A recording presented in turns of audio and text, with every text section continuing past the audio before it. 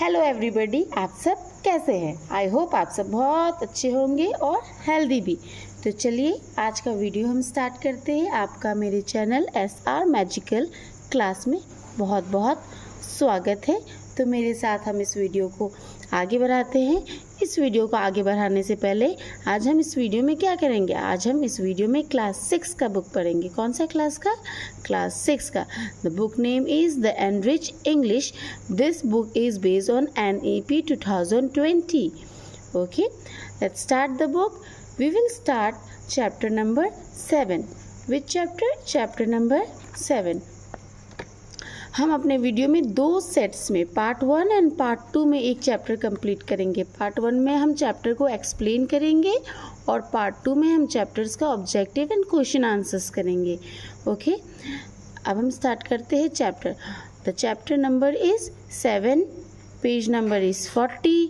The name of the chapter is The Jealous Courtyard. What is the name? The Jealous Courtyard. The Jealous Courtyard का मतलब होता है ईर्ष्यालु दरबारी। Jealous मतलब what is the name of the meaning of the jealous? Jealous मतलब ईर्ष्यालु और courtyard मतलब दरबारी। कोर्टयार्ड मतलब दरबारी। Now we will start. We will read slowly and in the same time we will translate the sentence in Hindi also. Dresseldorf. Dresseldorf is a small town in Germany. Dresseldorf is a small town in Germany. अब Dresseldorf क्या है? Dresseldorf जो है एक place का नाम है, एक जगह का नाम है, एक छोटा सा टाउन का नाम है जो कहाँ पे है? जर्मनी में है। Dresseldorf एक छोटा सा टाउन का नाम है जो कहाँ पे है? जर्मनी में। In olden days a very famous artist live in the small town. बहुत ही पुराने समय में एक बहुत ही फेमस, बहुत पुराने समय में एक बहुत ही फेमस का मतलब होता है प्रसिद्ध। फेमस का मतलब होता है प्रसिद्ध।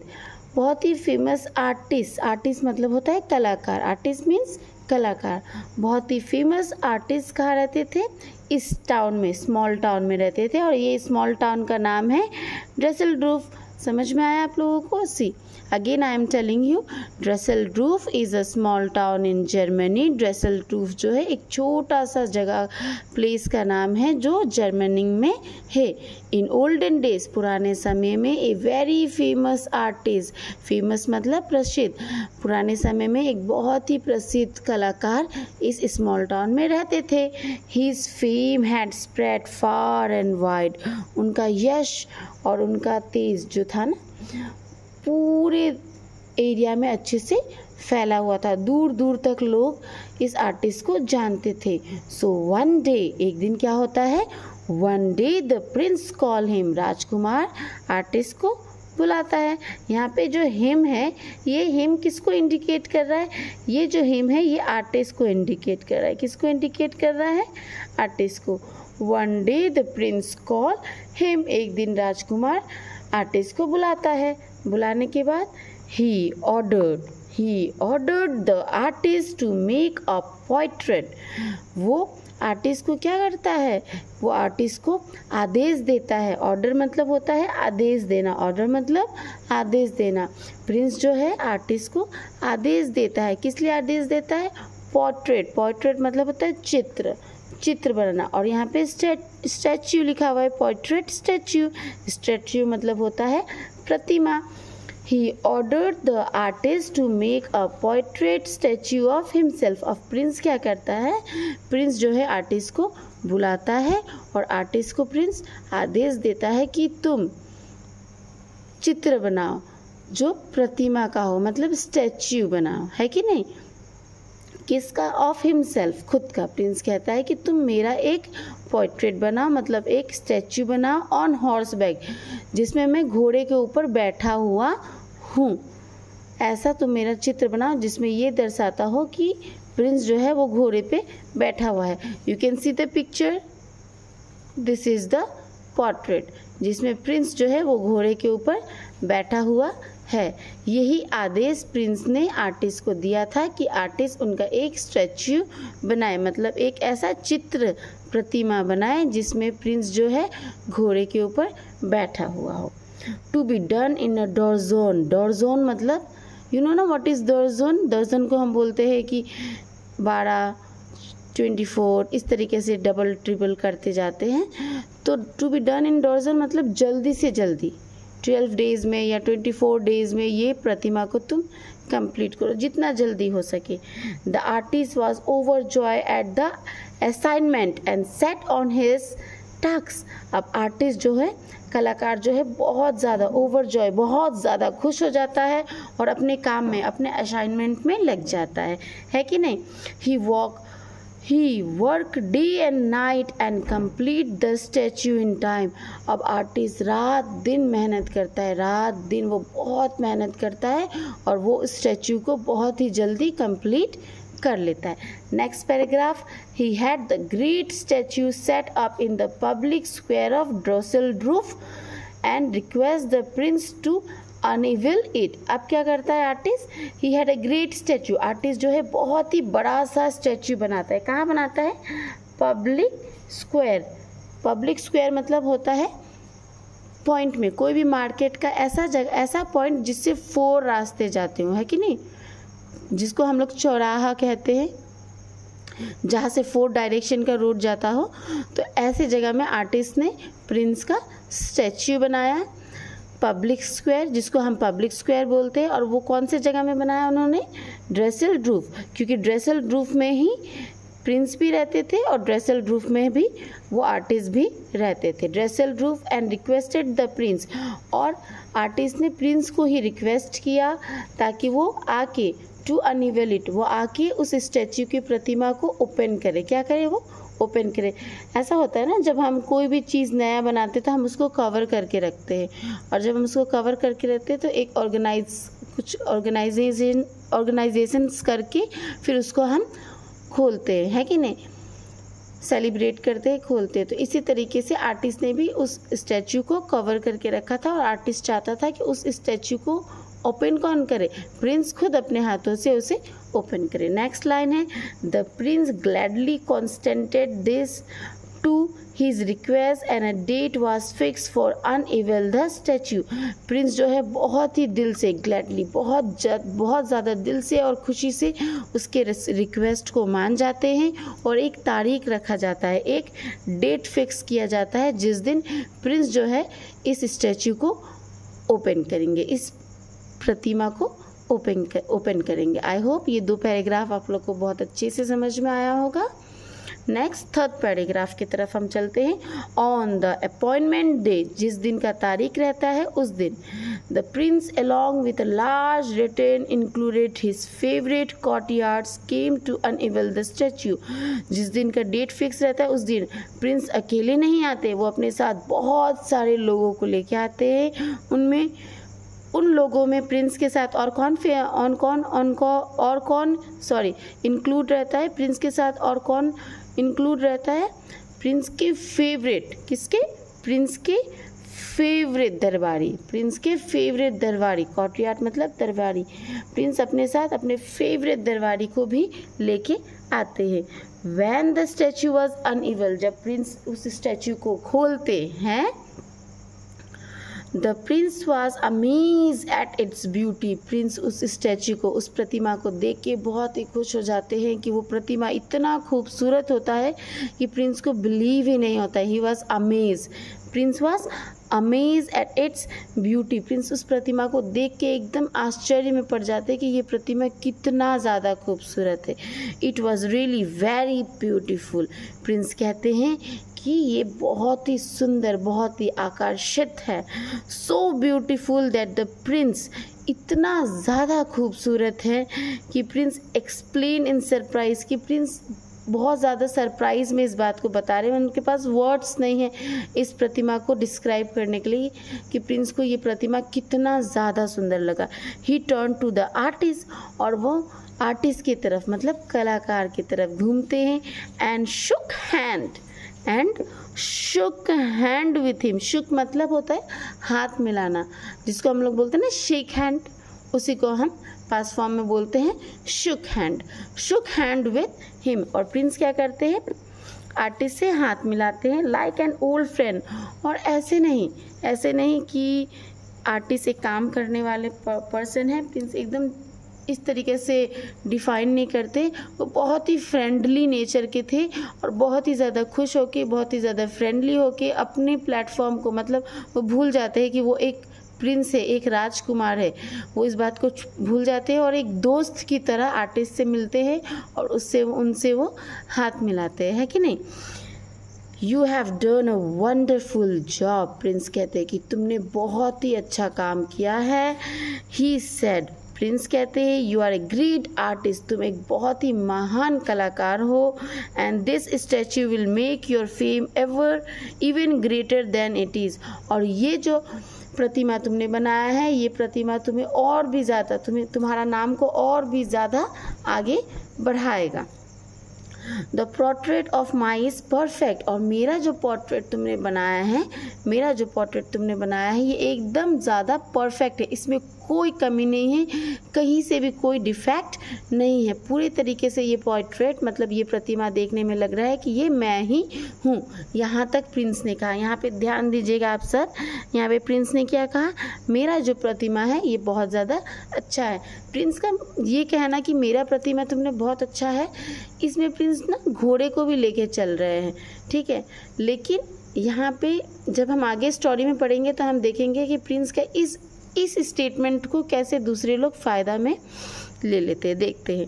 व्हेन द कॉर्टयार्ड, जब दरबारी हर्ड दिस, जैसे दरबारी सुनते हैं कि प्रिंस ने ये कहा, they become jealous of the artist, वो लोग क्या करने लग जाते, ईर्ष्या करने लग जाते। ईर्ष्या मतलब जेलस, जलन जो हम लोगों को होने लग जाता है ना।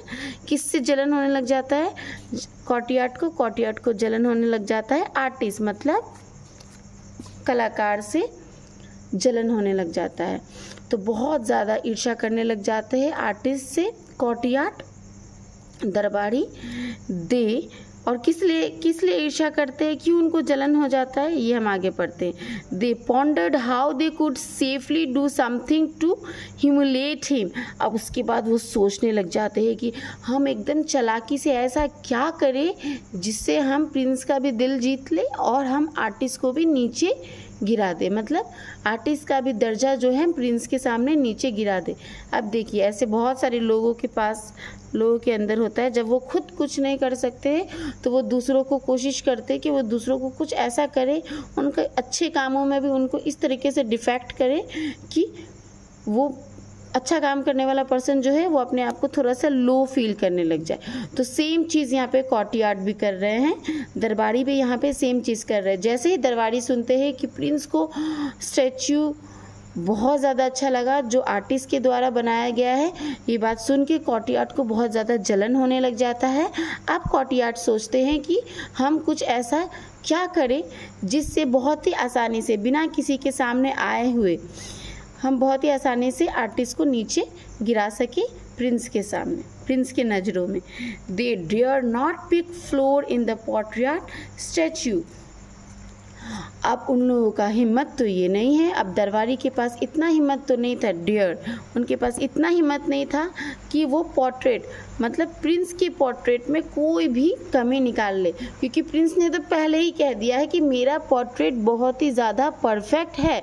अब जब प्रिंस ने ये बात कह दिया कि मेरा पोर्ट्रेट बहुत ज़्यादा परफेक्ट है, तो फिर दरबारी का तो कोई चांस ही नहीं है कि दरबारी उस पोर्ट्रेट में कोई भी फॉल्ट निकाले। For the Prince had declare it perfect, क्योंकि प्रिंस ने तो अपना पोर्ट्रेट को परफेक्ट कह दिया है, तो अब तो दरबारी उस पोर्ट्रेट में कोई गलती निकाल नहीं सकते। तो दरबारी जो है कोई अदर चाल चलते हैं, कुछ अदर सोचते हैं, कुछ अलग सोचते हैं कि हम कुछ अलग और क्या कर सकते हैं। देखिए, but at last one of them said, बहुत सारे दरबारी थे, उसमें से एक ने कहा, with an air of great frankness, बहुत ही अच्छे से, बहुत ही फेमनेस, बहुत ही काइंडनेस के साथ, बहुत ही प्यार से उसने कहा, indeed the portrait of his royal highness is perfect, वो कहता है कि हमारा जो पोर्ट्रेट है, हमारा जो स्टैच्यू है, जो प्रतिमा है, रॉयल हाइनेस मतलब प्रिंस का जो प्रतिमा है वो तो एकदम ज़्यादा परफेक्ट है। बट परमिट मी टू से, पर मुझे ये बात बोलने में बहुत ज़्यादा अजीब लग रहा है, to see that the statue of horse, की जो घोड़े का प्रतिमा है, जो घोड़े का स्टैच्यू है, is not quite so successful, घोड़े का जो प्रतिमा है वो बहुत अच्छे से नहीं बना है। The head is too large, अब घोड़े का प्रतिमा में जो घोड़ा का सर है, हेड है, वो बहुत ज़्यादा बड़ा है। It is out of portion, जो देखने में बहुत ज़्यादा अजीब लग रहा है। ये बात कौन कहता है? उनमें से एक दरबारी कहता है, क्योंकि वो प्रिंस की पोर्ट्रेट में, प्रिंस की प्रतिमा में वो गलती नहीं निकाल सकता, क्योंकि प्रिंस ने तो अपने प्रतिमा को पहले ही पास कर दिया है कि वो बहुत ज़्यादा परफेक्ट है। अब वो गलती किस में निकाल रहा है? एक दरबारी घोड़े के प्रतिमा के। सबसे पहले उसने क्या कहा है कि घोड़े का सर जो है, हेड जो है, याद आप लोग सब याद रखिएगा। फर्स्ट गलती निकला है यहाँ पे हेड, घोड़े का जो सर है उसने कहा है कि ये बहुत ज़्यादा बड़ा है। नेक्स्ट पेज में हम चलते हैं, page number 41। No said another, अब दूसरा कहता है नहीं नहीं, the horse is really not so successful. सही बात है, हॉर्स बहुत अच्छे से सक्सेसफुल नहीं है। सिर्फ मतलब उसके बोलने का मतलब सिर्फ उसके सर पे ही, हेड पे ही गलती नहीं है। The turn of the neck there is अवाक, नेक में भी मतलब उसके गर्दन पे भी कुछ ना कुछ गड़बड़ है। अब गर्दन पे क्या गड़बड़ है? If you would change the right hip foot, अब तीसरा कहता है, अब दूसरा कहता है कि उसके नेक पे गलती है। अब तीसरा कहता है कि उसके फुट, उसके पैर पे, फुट मतलब उसके पैर पे गलती है। Said the third, it would look even more beautiful, ये और भी ज़्यादा खूबसूरत लगता। Still another found fall with the horse tail, अब चौथा नंबर का जो दरबारी है वो कहता है कि उसकी पूंछ पे गलती है। अब आप लोग ध्यान दीजिएगा इस बात को। पहला दरबारी ने गलती कहाँ निकाला? घोड़े के हेड के ऊपर। दूसरे ने कहाँ निकाला? उसके नेक मतलब गर्दन पे। तीसरे ने कहाँ निकाला? उसके फुट पे। और चौथे ने घोड़े के टेल के ऊपर गलती निकाला। मतलब दरबारी जो है एक एक करके पूरे घोड़े को ही उन्होंने कहा कि घोड़ा पूरे तरीके से अच्छे से नहीं बना है। द आर्टिस्ट लिसन क्वाइटली, और ये सारा बात जो है आर्टिस्ट दरबारी जो है बहुत ही अच्छे से सुन रहा था और बहुत ही शांति से सुन रहा था। आर्टिस्ट ने कुछ भी नहीं कहा, आर्टिस्ट ने अपने माउथ से एक भी वर्ड नहीं निकाली। आर्टिस्ट चुपचाप से सबका बात सुन रहा था। When they had all finished, जब सारे दरबारी अपना कंप्लेन करना फिनिश कर देते हैं he turn to the prince and said, तब जाके आर्टिस्ट जो है प्रिंस के पास जाता है और कहता है, क्या कहता है? Your courtiers Prince find a many good fault in the statue of the horse. वो कहता है योर courtier मतलब आपका जो दरबारी है प्रिंस, उन्होंने बहुत ज़्यादा फॉल्ट निकाला है किस पे? घोड़े पे। Will you permit me to keep it a few day more, क्या परमिट मतलब होता है परमिशन, क्या आप मुझे परमिशन देंगे ताकि मैं इस पोर्ट्रेट को कुछ फ्यू डेज, कुछ और दिन अपने पास रख सकूं? किस लिए? To do what I can with it, ताकि मैं इसके साथ और कुछ चेंज कर सकता हूँ या नहीं। ध्यान से देखिएगा, यहाँ पे आर्टिस्ट क्या कहता है? आर्टिस्ट चुपचाप से प्रिंस के पास जाता है और कहता है कि योर हाईनेस प्रिंस राजकुमार, आपके दरबारी ने घोड़े के स्टैचू के ऊपर बहुत सारे फॉल्ट को निकाला है। क्या आप मुझे फ्यू डेज परमिशन, क्या आप मुझे कुछ दिन का परमिशन देंगे ताकि मैं इस स्टैचू को अपने पास रख सकूं और मैं कुछ कर सकूं जो मैं चेंजेस करना चाहता हूं?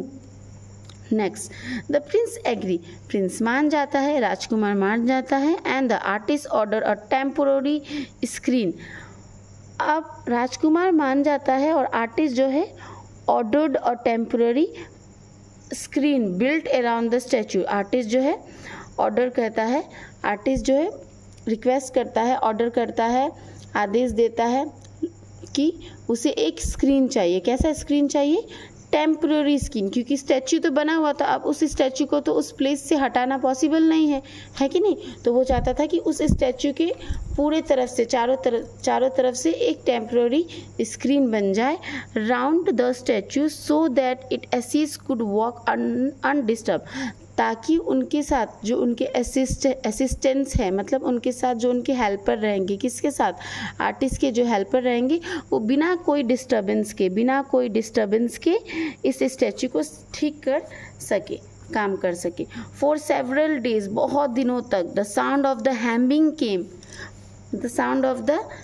केम, कुछ दिनों तक, the sound of the hammering, बहुत दिनों तक, हैमिंग मतलब हथौड़ा का आवाज़ जो है बहुत दिनों तक आते रहा, लगातार हथौड़ा का आवाज़ अंदर से आते रहा। Steadily from behind the enclosure, the courtyard who took care to pass that way, जो भी दरबारी उस एरिया से पास होते थे, सबको क्या सुनाई देता था, हैमर मतलब हथौड़ा का आवाज़ सुनाई देता था। ऑफ्टन वेयर डिलाइटेड, वो लोग बहुत खुश हो जाते थे, अरे मैंने तो गलती निकाला, अब ये आर्टिस्ट को दोबारा से इस घोड़े को बनाना पड़ रहा है। तो सब हथौड़ा का आवाज़ जब सुनते थे तो वो लोग खुश हो जाते थे। Each one said to himself, वो अपने आप को, हर एक दरबारी अपने आप को कहता, I must have been right, इसका मतलब मैं सही था। Really the artist himself sees that something was wrong, artist को खुद ही पता चल रहा था कि कुछ ना कुछ गलती है, तभी तो आर्टिस्ट ने हमारा बात माना और इस चीज़ को एक्सेप्ट किया। Now I shall have credited for shaving the prince portrait by my artist taste, तभी तो आर्टिस्ट ने I shall have credited, और अब मुझे इस चीज़ का क्या मिलेगा, इस चीज़ का मुझे अच्छा प्रेजेंट मिलेगा, किससे, प्रिंस से, कि प्रिंस मुझे ये कहेंगे कि मैंने सही गलती निकाली, क्योंकि बनाने वाला है, आर्टिस्ट को खुद भी उस घोड़े में गलती नज़र आ रहा है, तभी तो आर्टिस्ट उस घोड़े को दोबारा से बना रहा है। ये लाइन देखिए कितना इम्पोर्टेंट है। जब कोई हमारे अंदर गलती निकाले और हम उस गलती को मान लेते हैं तो सामने वाला पर्सन को ऐसा लगता है कि हमने सच में गलती किया है, तभी तो हम उस गलती को एक्सेप्ट कर रहे हैं। आफ्टर सम डेज, कुछ दिन बाद, the artist inform the Prince that the statue was ready, कुछ दिनों बाद आर्टिस्ट जो है प्रिंस को खबर पहुंचाता है कि आपका जो स्टैचू है वो तैयार हो चुका है। Once more the prince came to his courtyard, एक बार और प्रिंस जो है इस कोर्टयार्ड में आता है। And once more the statue was unable, एक बार और जो है प्रिंस अपने कोर्टयार्ड के साथ, मतलब अपने दरबारी के साथ आता है, और एक बार फिर से प्रिंस जो है उस स्टैचू को खोलता है। यहाँ पे देखिए बहुत ही इंटरेस्टिंग चीज़ होने वाला है।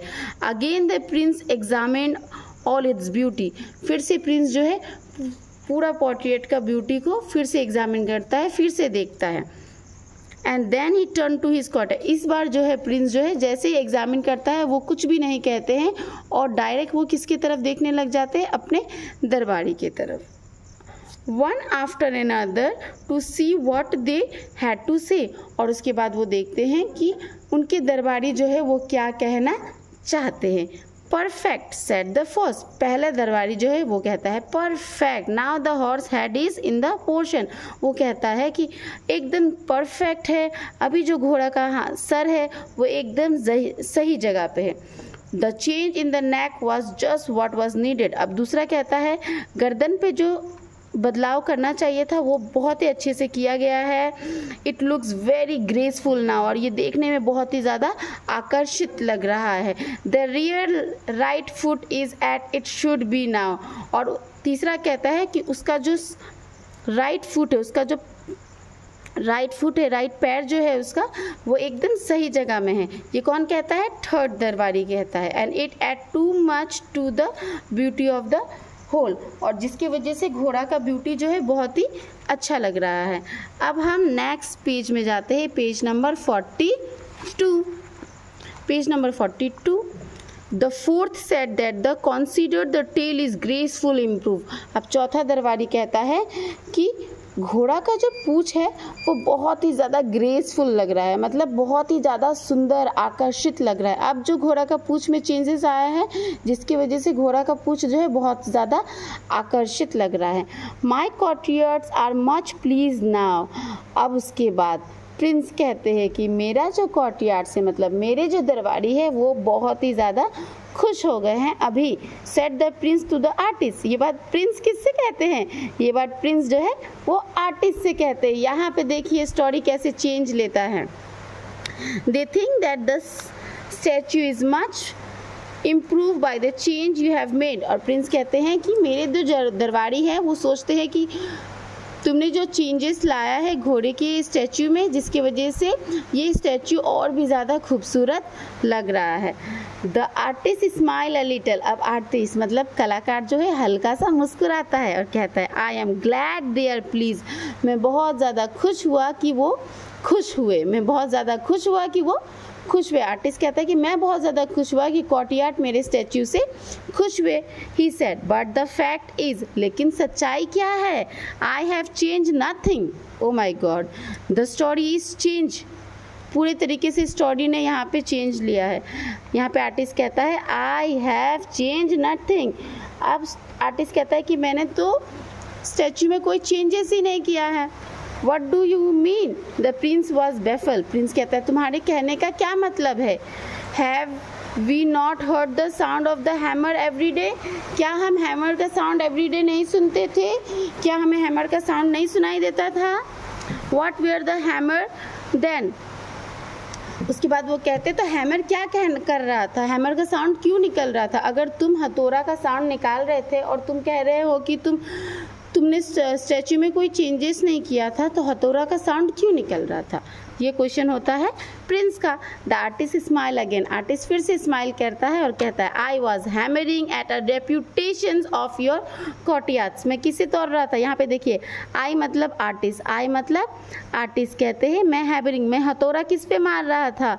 रेपुटेशन ऑफ योर आर्टिस्ट, आपके आर्टिस्ट की रेपुटेशंस पे। रेपुटेशंस मतलब उनका जो इज्जत है, वो अपने इज्जत को और अपने घमंड को जो लेके चलते हैं, उस रेपुटेशंस में मैं हथौड़ा मार रहा था। Who found fault simply because, जिनको सिर्फ गलती किस लिए नज़र आई? Because they were jealous, उनको सिर्फ मेरे स्टैचू पे गलती इसलिए नज़र आती है क्योंकि वो मुझसे ईर्ष्या करने लग जाते हैं। मतलब मेरा काम एकदम परफेक्ट था। आर्टिस्ट कहता है मेरा काम एकदम ज़्यादा परफेक्ट था, लेकिन फिर भी उनको मेरे काम में क्या नज़र आती है? गलतियाँ नज़र आती है। जस्ट बिकॉज कि वो मुझसे जलन करने लग जाते हैं, वो मुझसे ईर्ष्या करने लग जाते हैं। इसलिए मैं जो हथौड़ा मार रहा था, मैं हथौड़ा उनके रेपुटेशन, उनके घमंड को बहुत ज़ोर ज़ोर से मैं उनके घमंड को तोड़ने का कोशिश कर रहा था। He said and I rather think that their reputation pretty well hammered to the pieces। और अब मुझे ऐसा लगता है कि उनका जो घमंड है छोटे छोटे सुंदर सुंदर छोटे छोटे टुकड़ों में टूट चुका है। I was indeed, the prince laugh heartily. ये बात सुन के प्रिंस जो है बहुत अच्छे से, बहुत ही प्यार से, बहुत ही मतलब ज़ोर ज़ोर से लाउडली वो हंसने लग जाते हैं। बट द कोर्टयार्ड स्लक अवे, लेकिन कोर्टयार्ड जो है वो उनका नज़र जो है वो झुक जाता है। One after another without a word, और स्लग्स मतलब होता है वहाँ से पास आउट हो जाना। और कोर्टयार्ड जो है एक के बाद एक उस जगह से, उस प्लेस से एक के बाद एक जो है बिना प्रिंस को लिए ही धीरे धीरे चले जाते हैं, क्योंकि उनको पता चल जाता है कि उनका जो जेलसी था वो आर्टिस्ट के सामने आ गया है। और आर्टिस्ट ने जो है कोर्टयार्ड का मतलब दरबारी का जेलसी बहुत ही अच्छे से सबके सामने प्रेजेंट किया। तो इस स्टोरी से हमें क्या सीख मिलती है? इस स्टोरी से हमें ये सीख मिलती है कि हमें किसी से भी ईर्ष्या नहीं करनी चाहिए। अगर हमसे कुछ नहीं होता है तो हमें दूसरों के चीज़ों पे भी गलती नहीं निकालनी चाहिए। अगर हम कुछ चीज़ बेटर कर सकते हैं तब हम उनको कुछ कह सकते हैं। अगर हम उनसे बेटर नहीं हैं तो हम उनको कुछ भी नहीं कह सकते। Everyone is better in their own place, हर कोई इंसान अपने जगह पे सही होता है, हमें उसे ध्यान से देखना होता है। जस्ट बिकॉज कि हम उनसे ऊपर दर्जे में हैं, हम किसी छोटे को गलती नहीं दिखा सकते, है कि नहीं। ये स्टोरी बहुत ही प्यारा है, बहुत ही सुंदर है, जिसमें द जेलसी कॉर्टयार्ड के बारे में हमने पढ़ा।